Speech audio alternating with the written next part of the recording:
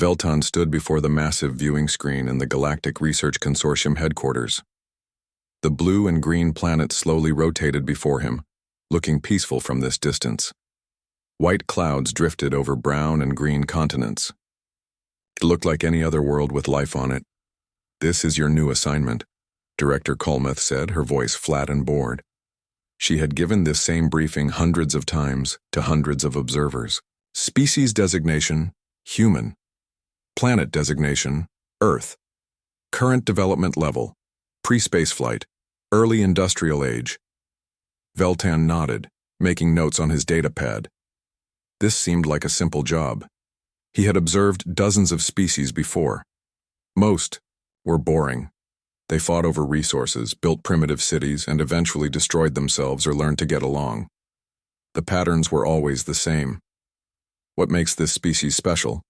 Veltan asked. The question was routine. Every observer asked it. Director Colmeth waved one of her forearms dismissively. "Nothing special about them. Standard bipedal mammals. Moderate intelligence. They have discovered fire, agriculture, and basic metalworking. Currently engaged in tribal warfare patterns across their planet." She pulled up a holographic display showing various regions of Earth. Red zones marked areas of conflict. There were many red zones. "Your specific assignment is to observe their warfare behavior," the director continued. "We need to understand their aggression patterns before they develop space travel, standard 6-month observation period, document their tactics, social structures during conflict, and threat assessment for future contact." Veltan studied the display. The humans seemed to be fighting everywhere. Small conflicts, large conflicts, conflicts that had been going on for years. It was typical for a species at this development level. "Any particular region you recommend?" he asked. Director Colmeth pointed to a peninsula on the eastern continent. "This area shows interesting activity. 2 major factions engaged in what they call the Korean War. Good mix of tactics and technologies. Should give you a complete picture of their capabilities." The director handed him a data chip containing all known information about humans. It was a thin chip. There was not much to know. "Remember the standard protocols," she said as Veltan prepared to leave. "No interference, no contact. Pure observation only. These creatures are nowhere near ready for galactic contact. Your job is simply to watch and document." Veltan took the chip and headed for his ship.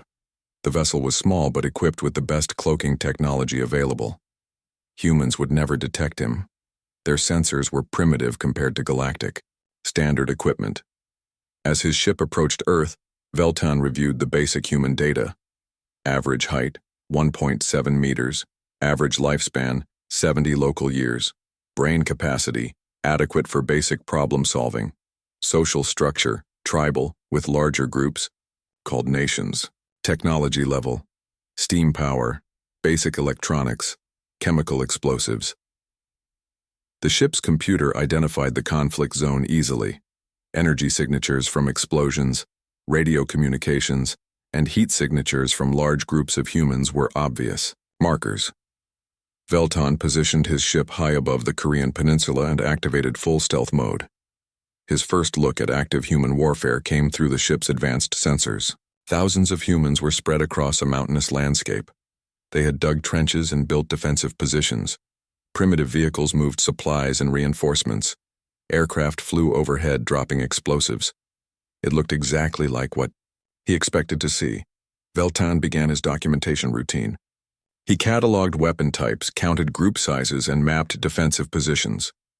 The humans used basic chemical explosives, metal projectile weapons, and simple vehicles. Their tactics seemed straightforward. Advance, defend, retreat, advance. Again. But something nagged at him as he watched. The humans were not behaving exactly as his training predicted. Most species at this development level fought over resources. Territory with water, fertile land, or useful minerals. But as Veltan listened to their radio communications, he heard something different. The humans kept talking about concepts that had no physical form. They spoke of freedom and democracy, and protecting the homeland. These were not resources you could touch or measure. Yet the humans seemed willing to fight and die for these ideas as fiercely as if they were fighting over food or water. Even stranger, Veltan observed humans helping other humans who were not part of their group.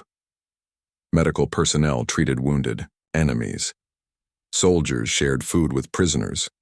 Some humans even risked their own lives to protect civilians who had no military value. According to galactic research, species this primitive should only care about their immediate tribe or family.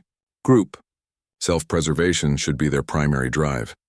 But these humans were making choices that put others before themselves, even when those others were strangers or enemies. Veltan double-checked his sensors. Perhaps there was some mistake in the data. But no, the readings were clear. Humans were consistently behaving in ways that defied standard models of primitive species behavior. He decided to focus his observation on a smaller group to better understand what he was seeing. The ship's sensors locked onto a unit of human soldiers positioned on a hill overlooking a valley. There were maybe 50 humans in this group, armed with basic weapons and entrenched in defensive positions. According to Veltan's analysis, this position had significant strategic value. It controlled access to a major transportation route, but it was also exposed and difficult to supply. Any rational species would abandon such a position when faced with superior numbers. Through his sensors, Veltan could see that enemy forces were gathering in the valley below. They outnumbered the humans on the hill by at least 5-1. The logical action would be to retreat to a more defensible position, but the humans were not retreating. Instead, they were digging deeper trenches and preparing for a fight they could not possibly win. Veltan began monitoring their communications more closely. He activated the ship's translation systems to better understand what they were saying. What he heard confused him even more. The human soldiers were not discussing retreat or surrender. They were talking about their duty to hold the position. They spoke about protecting supply lines for other human units. They mentioned civilians in nearby villages who would be in danger if the enemy advanced. None of these concerns related to the immediate survival of these specific humans, yet they seemed to be the most important factors in their decision-making. As night fell over the peninsula, Veltan settled in for what he expected would be a routine observation period. He planned to document standard primitive warfare tactics and file a simple report. He had no idea that over the next 6 months everything he thought he knew about primitive species would be completely wrong. The morning sun lit up the hill where the human soldiers waited. Veltan had spent the night analyzing their defensive positions and found them surprisingly well planned. For a primitive species, these humans showed remarkable tactical thinking. Through his ship's sensors, he began to identify individual humans in the unit. The translation system picked up their names and basic information from radio chatter and conversations. The unit leader was a human called Dongwu. He appeared to be older than most of the others, with experience marks on his uniform that indicated previous battles. Dongwu moved among his soldiers, checking their positions and speaking quietly with each one. His calm behavior seemed to reduce fear in the younger humans. One of those younger humans was named Kang Ho. Veltan's sensors indicated he was barely an adult by human standards. The observer listened as Kang Ho spoke with another soldier about his family back home. He had volunteered for this military service, leaving behind a wife and young child to fight in this war. This puzzled Veltan greatly. Why would a human leave safety and family to fight in a conflict that did not directly threaten his own territory? The human's home village was hundreds of kilometers away from this battle zone. Another human caught Veltan's attention. This one was called Bo-Ra, and she wore different markings that identified her as medical personnel. She moved between defensive positions carrying supplies to treat wounded soldiers. What struck the observer was that Bo-Ra was not armed for combat, yet she remained in this dangerous position where she could easily be killed. Among galactic species, medical personnel typically stayed far from battle zones. Only combatants took such risks. But this human female moved fearlessly through areas where explosive projectiles could strike at any moment. The fourth human Veltan chose to monitor was Hyunwoo, who operated communication equipment. He maintained contact with other human units and command structures, coordinating movements and sharing tactical information. Like the others, he could have requested assignment to a safer position, but had chosen to stay with this exposed unit. As Veltan watched these humans, enemy forces began moving up the slopes toward their position. The observer expected to see panic or disorganization. Instead, the humans moved with practiced efficiency to their battle stations. But what happened next defied every model of primitive species behavior that Veltan had studied. As enemy soldiers advanced under heavy fire, some were wounded and fell on the hillside. Several of the defending humans left their protected positions to help these wounded enemies. Bora and 2 other humans ran into the open, under enemy fire, to provide medical treatment to soldiers who had been trying to kill them moments before. Veltan checked his sensors 3 times to make sure he was seeing correctly. According to Galactic research, primitive species only helped members of their own tribe or family group. Helping enemies was not just unusual, it was considered impossible at this development level. Yet here were humans risking their lives to save the lives of those who were attacking them. The battle continued throughout the day. Veltan documented weapons effectiveness, tactical decisions, and casualty rates. But he found himself paying more attention to the behavior patterns that made no logical sense. When food supplies arrived, Dongwu made sure every soldier received an equal portion, even though as unit leader he could have taken more for himself. When ammunition ran low, the humans shared what they had instead of hoarding individual supplies. Most surprising of all, when the attacking forces retreated at sunset, the defending humans did not pursue them. Instead, they focused on treating their own wounded and continued providing medical care to injured enemies who could not retreat. That evening, Veltan listened as the humans talked among themselves. They did not celebrate their victory or boast about enemies they had killed. Instead, they spoke quietly about friends who had been lost and worried about the families of both allies and enemies who would not return home. Kang Ho spent time writing a letter to his wife telling her about his day but leaving out the dangerous part so she would not worry. He wrote about the beauty of the mountains and the kindness of his fellow soldiers, not about the violence he had experienced. Bora worked late into the night, treating wounded soldiers from both sides with equal care. She used the same medical supplies and techniques whether the patient had been trying to protect or attack her position. Hyunwoo maintained radio contact with command, but also spent time coordinating with enemy forces to arrange safe passage for medical personnel treating wounded soldiers in the area between the 2 armies. These behaviors made no sense according to standard galactic models. The humans were fighting a war, yet they maintained moral codes that limited their effectiveness and put them at risk. They treated enemies with respect and kindness that served no tactical purpose. Veltan began to realize that his initial assessment was completely wrong. These were not standard primitive warfare patterns. This was something entirely different. As he prepared his daily report for the consortium, Veltan found himself struggling to describe what he had observed. The standard categories for primitive species behavior did not apply to these humans.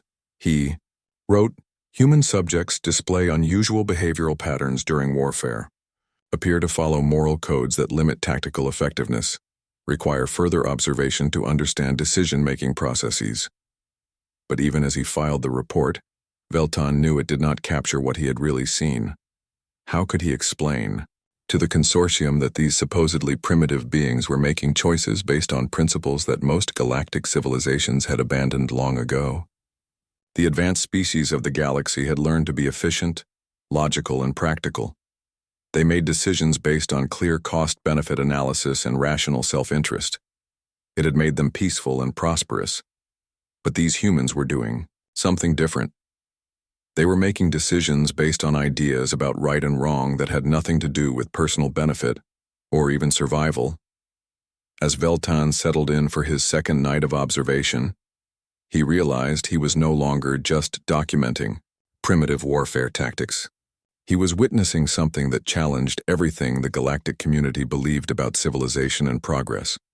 Tomorrow would bring new battles, and Veltan was beginning to understand that each day would probably bring new mysteries about human nature that he was not prepared to solve. Winter was coming to the Korean peninsula, and Veltan watched as the human soldiers prepared for harsher conditions. Snow had begun falling on the mountainous terrain, making their defensive position even more difficult to maintain. The observers' sensors detected that supply lines to the hill were becoming unreliable. Enemy forces had cut off several transportation routes, and the humans were receiving less food, ammunition, and medical supplies each day. Logic suggested they should abandon the position and retreat to areas where supplies were more readily available. But the humans did not retreat. Instead, they adapted. Dongwu organized his soldiers into smaller groups that could share resources more efficiently. He established rationing systems that ensured everyone received enough food to remain functional, even though portions were getting smaller each day. Kang Ho volunteered for dangerous scouting missions to find alternative supply routes. These missions required him to travel alone through enemy territory at night, risking capture or death. When other soldiers offered to take turns, Kang Ho refused, saying he was younger and faster than most of them. Veltan found this behavior particularly puzzling. Kang Ho had mentioned his family many times. He had more reason than most to preserve his own life. Yet he consistently chose the most dangerous assignments. Bora faced her own challenges as medical supplies dwindled. She began rationing medications and bandages, using smaller amounts to treat more patients. When clean bandages ran out completely, she sterilized and reused old ones.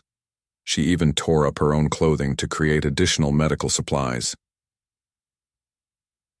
Don't die. Observer watched as Bora worked with equipment that would be considered inadequate by galactic medical standards.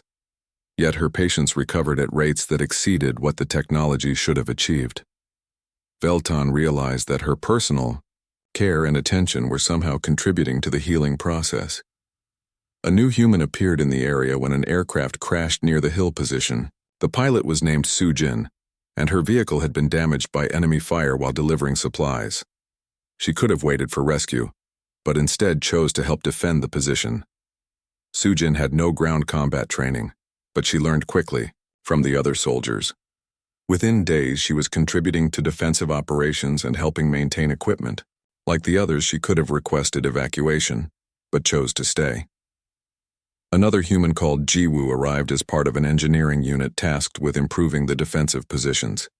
His job was supposed to take only a few days, but when the tactical situation made evacuation impossible, he remained with the unit.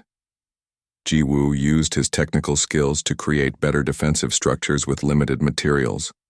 He built reinforced positions using rocks, metal scraps, and anything else available. He also improvised solutions for problems like communication equipment and water purification. As winter deepened, the human position became increasingly isolated. Enemy forces surrounded the hill, cutting off most supply routes and escape paths. Veltan calculated that the humans now had less than a 5% chance of surviving if they remained in position. Any rational species would surrender or attempt to break out of the encirclement. The tactical situation was hopeless by any standard military analysis, but the humans did not surrender. They did not attempt to escape. Instead, they prepared for a prolonged siege. Veltan monitored their communications to understand their reasoning. What he heard confused him even more than their previous behaviors. The humans were not staying because they thought they could win. They knew their situation was desperate. They were staying because their position controlled access to several villages where civilians lived. If enemy forces captured the hill, those villages would be vulnerable to attack.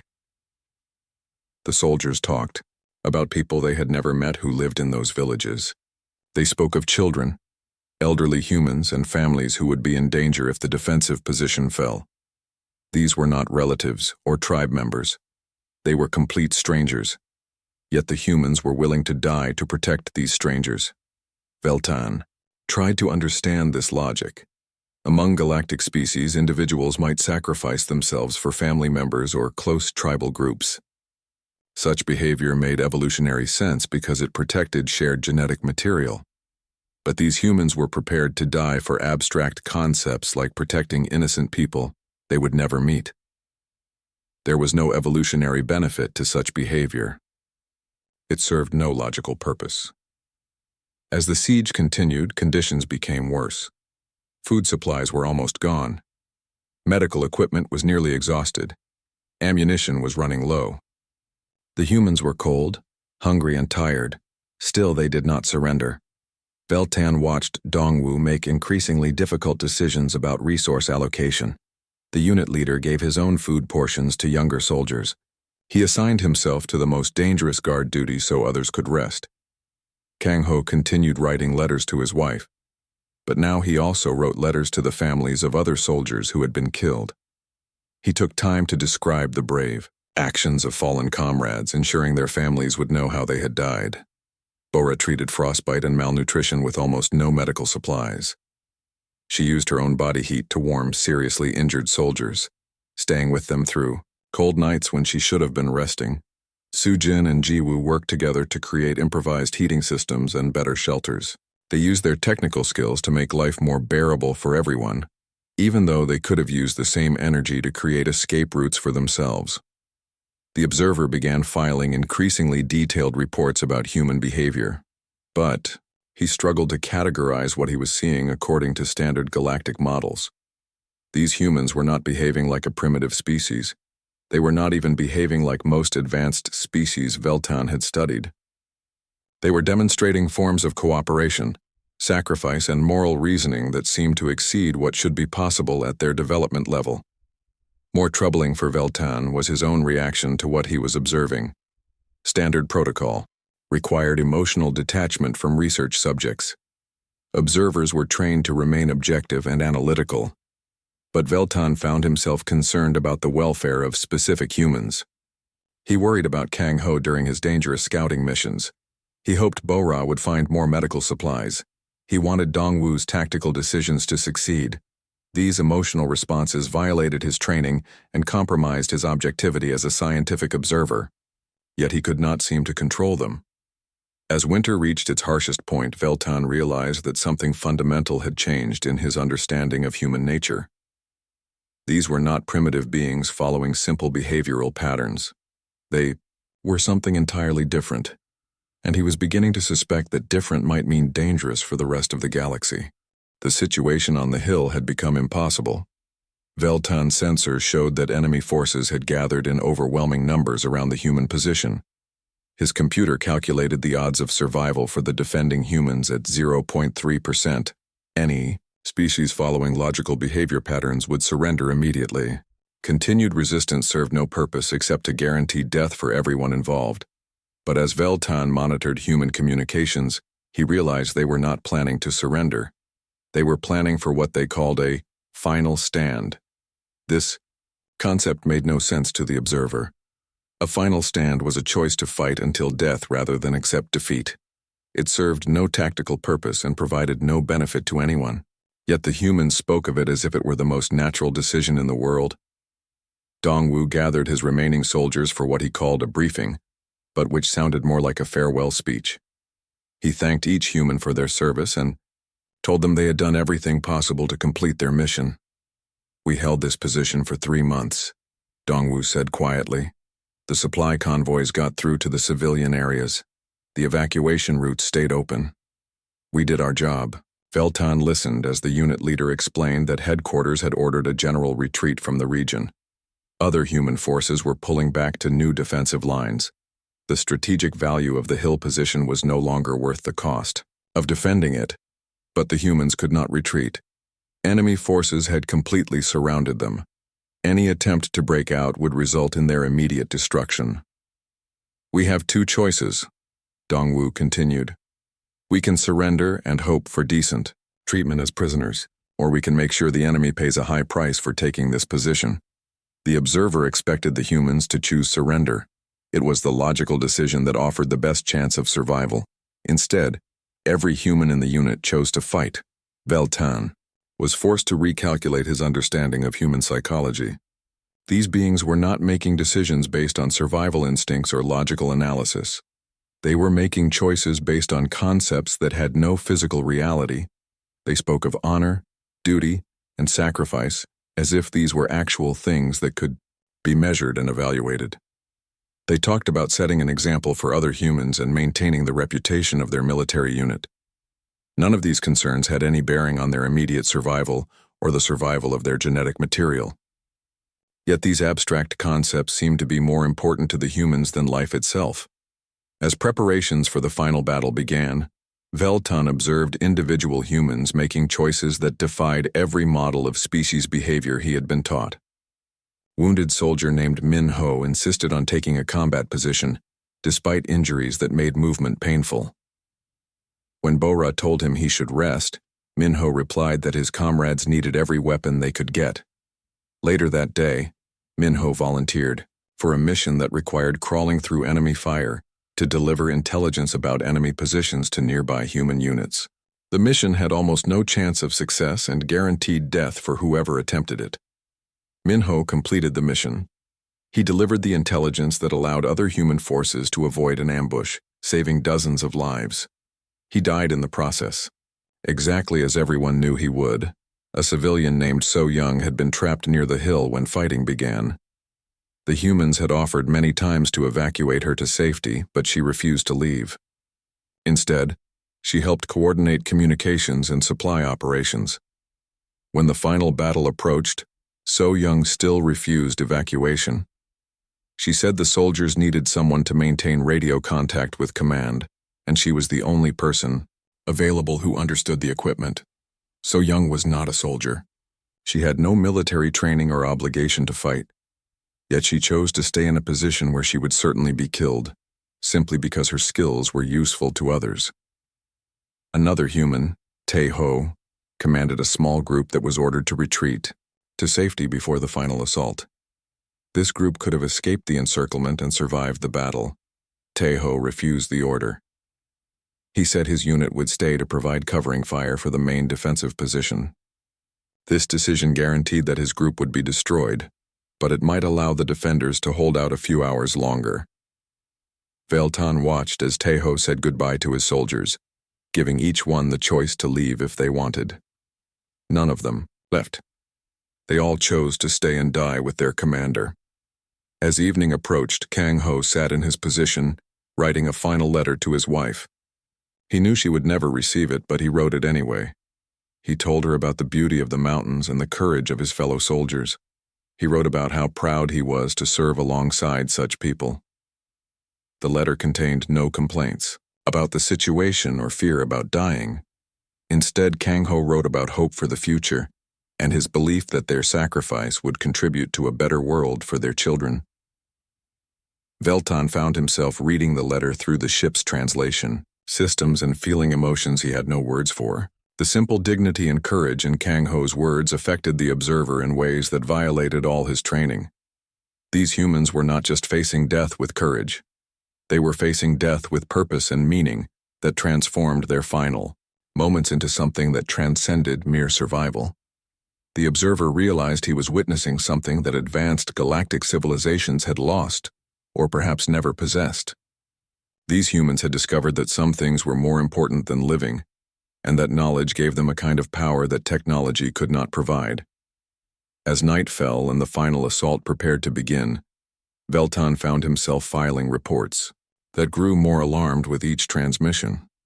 He wrote about unpredictable psychological warfare capabilities and behavioral patterns that exceed standard models. He described humans as having advanced motivational structures and tactical decision-making processes that prioritize abstract concepts over survival. But Veltan knew his reports were inadequate. How could he explain to the Galactic Research Consortium that these supposedly primitive beings possessed forms of courage and commitment that put advanced civilizations to shame? How could he tell them that humans had found something worth dying for, and that this discovery made them more dangerous than any weapon they could build? The final battle was about to begin, and Veltan was no longer just an observer. He had become something he had never been before, emotionally invested in the outcome of events he was supposed to study with scientific detachment. Tomorrow would determine whether these remarkable humans lived or died, and Veltan realized he cared about the answer far more than any observer should. The final assault began before dawn. Veltan watched through his sensors as thousands of enemy soldiers moved up the slopes toward the human defensive position. Artillery fire lit up the darkness, and the sound of explosions echoed across the mountains. The observer had witnessed many battles during his career, but none had affected him like this one. He found himself unable to maintain the emotional detachment that his training required. These humans had become individuals to him, not just research subjects. Dongwu moved calmly among his soldiers, checking their positions and offering quiet words of encouragement. He showed no fear, even though he knew this would be his last day alive. His steady presence seemed to give strength to the younger humans around him. The enemy forces reached the outer defensive positions just as the sun appeared over the mountains. Fighting became close and intense, with humans and their attackers often fighting hand-to-hand in the trenches. Veltan watched as Bora continued treating wounded soldiers even as explosive shells landed around her medical station. She worked, without regard for her own safety, focused completely on saving lives. When shrapnel from a nearby explosion wounded her, she bandaged herself quickly and continued working. The observer realized that Bora could have taken shelter in one of the deeper bunkers, but she stayed in the open where wounded soldiers could reach her easily. She was choosing to expose herself to enemy fire because it allowed her to help more people. Sujin and Jiwoo had set up a position overlooking a crucial bridge that enemy forces needed to cross.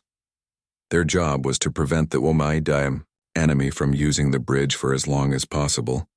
Both humans knew this position would be targeted heavily, but they held their ground. Veltan watched as Sujin used her pilot training to coordinate targeting for the few remaining heavy weapons. Her knowledge of aircraft and tactics proved valuable in directing defensive fire against enemy vehicles. Jiwoo used his engineering skills to create improvised explosive devices that could damage enemy equipment. He worked under fire to place these devices in positions where they would have maximum effect when enemy forces advanced. As the battle continued, the human defensive perimeter grew smaller. Enemy forces captured position after position, forcing the defenders back toward the center of the hill. Casualties mounted on both sides, but the attackers had far more soldiers to replace their losses. By midday, the situation had become desperate. The humans held only a small area at the top of the hill, and they were running out of ammunition. Veltan calculated that they could hold out for maybe 2 more hours. That was when Minho volunteered for his final mission. The wounded soldier had spotted an enemy command post that was coordinating the assault. If someone could get close enough to provide targeting information, friendly artillery from a distant position might be able to disrupt the attack. The mission required crawling through open ground under heavy fire, reaching a position where enemy soldiers could see the volunteer clearly, and surviving long enough to radio back targeting coordinates. Minho knew he would not survive the mission. Everyone knew it. But the information he could provide might save the remaining defenders and allow them to hold out until reinforcements arrived. Veltan watched in fascination and horror as Minho prepared for his mission. The human checked. His radio equipment said goodbye to his comrades and began crawling toward the enemy position. It took Minho 20 minutes to cross the open ground. Enemy soldiers shot at him constantly and several bullets struck him during the journey. But he continued moving forward, focused only on reaching his objective. When Minho reached the observation position, he was bleeding badly and could barely speak. But he managed to radio back precise coordinates for the enemy command post before enemy soldiers reached his position. The artillery strike arrived minutes later, destroying the command post and disrupting the enemy assault. Minho's sacrifice had bought the defenders several more hours. As afternoon turned to evening, the final phase of the battle began. Enemy forces prepared for one last assault that would overwhelm the remaining human positions. Dongwu gathered his surviving soldiers for final instructions. Only about 20 humans remained alive and capable of fighting. They were low on ammunition and completely surrounded. "We've done our job," Dongwu told them quietly. The civilian evacuation convoys got through safely. The supply lines stayed open long enough for other units to establish new defensive positions. Our mission was successful. The unit leader paused, looking at each of his soldiers individually. "Now we have one last job. We make sure they remember this hill. We make sure they know that some positions cannot be taken easily." As the final assault began, Veltan found himself in a crisis of conscience.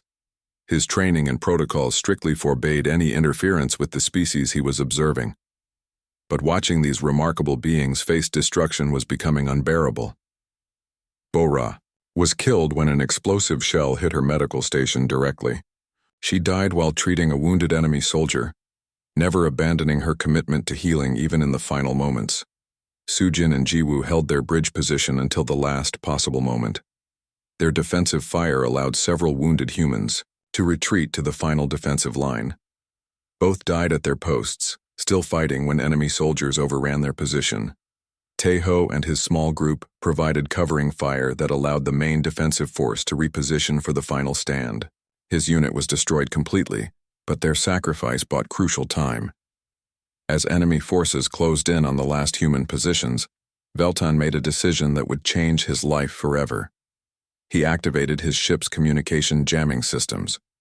For 30 seconds, enemy forces lost radio contact with their command structure. Coordination broke down briefly, causing confusion in their final assault. It was a minor intervention, barely noticeable to most participants in the battle, but those 30 seconds of confusion allowed the humans to coordinate a final counterattack. That surprised their attackers. Dongwu led the surviving defenders in a desperate charge that broke through enemy lines momentarily. Kangho and 3 other humans managed to reach a hidden radio position and call for immediate artillery support. The artillery strike that followed was devastating to enemy forces gathered around the hill. The human defenders were destroyed in the same bombardment, but their sacrifice triggered a larger counterattack by other human units in the area. By morning, the hill position had been retaken by human forces. The civilian populations in nearby villages were safe. The strategic objective had been achieved. But Veltan sat in his observation ship, staring at his instruments, knowing that he had violated the most fundamental rule of scientific observation. He had interfered. He had chosen sides. He had compromised his objectivity beyond any possibility of redemption, and he realized he would do it again without hesitation. 3 months had passed since the battle on the hill, and Veltan still sat before his blank report terminal. The cursor blinked steadily on the empty screen, waiting for him to begin typing the assessment that would determine humanity's fate. In the galactic community, he had all the data he needed. 6 months of detailed observations, sensor readings, tactical analyses, and behavioral documentation. Everything the Galactic Research Consortium required for a complete species evaluation. But every time he tried to write the report, Veltan found himself thinking about Kangho's letters to his wife, about Bora treating enemy wounded under fire, about Minho crawling through enemy fire to save comrades he barely knew, about Dongwu giving his life for abstract concepts like duty and honor. How could he reduce such beings to data points and threat assessments? The standard report format was simple: species capability rating, technology level, psychological profile, recommended contact protocols, and threat assessment for galactic security. Most reports were 3 pages long and filed within days of completing observation. Veltan had been staring at the blank screen for weeks. His communication system chimed with an incoming message from Director Kulmuth. Observer Veltan, your assessment report is now significantly overdue. Please submit immediately or request extension with justification. Veltan closed the message without responding. What justification could he give? That he had discovered a species that challenged every assumption about civilization and progress? That these supposedly primitive beings had demonstrated moral courage that put advanced galactic civilizations to shame? That he was terrified of what would happen if the galaxy learned what humans were truly capable of? The observer reviewed his recorded data one more time, searching for a way to describe what he had witnessed. The sensor log showed standard primitive warfare tactics and technologies. Casualty rates, weapon effectiveness, and resource management all fell within expected parameters for a pre-spaceflight species. But the behavioral data told a completely different story. Humans consistently chose moral principles over survival advantages. They made tactical decisions based on protecting civilians rather than achieving military objectives. They treated enemies with respect and kindness that served no strategic purpose. Most disturbing of all, they seemed to be motivated by concepts that had no physical reality. Ideas like justice, freedom, and sacrifice drove their behavior more powerfully than hunger, fear, or even survival instincts. Veltan understood now why this was dangerous knowledge. The galactic community had achieved peace and prosperity through logical decision-making and rational self-interest. Species cooperated because cooperation was beneficial. They avoided conflict because conflict was inefficient. They followed laws because laws created stable societies that served everyone's needs. It was a system based on practical benefits and measurable outcomes. It worked because it made sense. But humans had found something beyond sense. They had discovered that some things were worth dying for, and that discovery gave them a kind of power that rational beings could not understand or predict. If the galaxy learned that humans would fight for abstract principles regardless of cost, it would create two possible responses. Some species would worship humans as moral exemplars and try to emulate their behavior.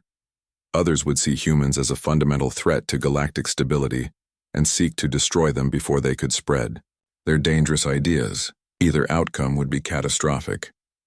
Veltan began typing a different kind of report. Species assessment, humans, Earth. Technology level, pre-space flight, early industrial threat assessment, minimal contact recommendation, standard protocols, no immediate contact warranted. Summary: human species displays typical patterns for primitive industrial civilization, technology development proceeding at expected pace. Social structures show normal tribal organization with moderate aggression levels. No unusual capabilities or behaviors observed. Estimated timeline for spaceflight. Capability 200-500 local years. Recommend routine monitoring at 50-year intervals. It was a complete lie. But it was a necessary lie. Veltan knew that humans would develop spaceflight much sooner than his report suggested. Their rapid technological advancement during wartime showed capabilities that exceeded standard models. They would probably reach the stars within a century, but that timeline would give them space to develop without galactic interference. It would allow them to make contact with the galaxy on their own terms, when they were strong enough to defend themselves and confident enough to share their unique perspective. As he submitted the false report, Veltan made another decision that would have shocked his superiors. He requested permanent assignment to monitor the Earth system. The request was approved without question. Monitoring primitive species was considered boring work that most observers tried to avoid. The consortium was happy to have someone willing to take long-term responsibility for such an unimportant assignment. But Veltan's real job was no longer observation. He had become something that did not exist in galactic protocols: a guardian. He would watch over humanity's development, ensuring that no other observers discovered their true nature before they were ready. He would provide subtle guidance when necessary, helping humans avoid detection while they prepared for their eventual emergence into galactic society. Most importantly, he would be there when first contact finally occurred, to help both sides understand what they were dealing with. From his position above Earth, Veltan continued monitoring human communications and development. The Korean War had ended, but other conflicts had begun. Humans continued fighting each other over the same abstract principles he had observed on that hill. They fought for freedom in distant countries. They fought for justice in their own societies. They fought for ideas and ideals that most galactic species had abandoned as primitive superstitions. And with each conflict, each sacrifice, each act of moral courage, humans demonstrated that they possessed something the galaxy had lost in its climb to the stars. Veltan realized that when humans finally reached space, they would not just be another member species joining the galactic community. They would be teachers, showing advanced civilizations what they had forgotten about the difference between existing and living. Some species would welcome that lesson. Others would resist it violently, but Veltan would be ready for both possibilities. In his private log, accessible only to himself, the observer made a final entry.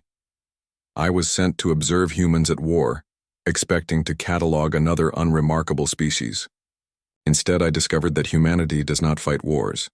Humanity fights for meaning. And in doing so, they have shown me what we lost when we became civilized. The galaxy will never be the same once humans join it. But perhaps that change is exactly what we need. Veltan closed the log and settled in for the long watch ahead. Protecting humanity's secret would be the most important mission of his life, and he would not fail them. Some discoveries were too precious to share carelessly, with a galaxy that might not be ready to receive them.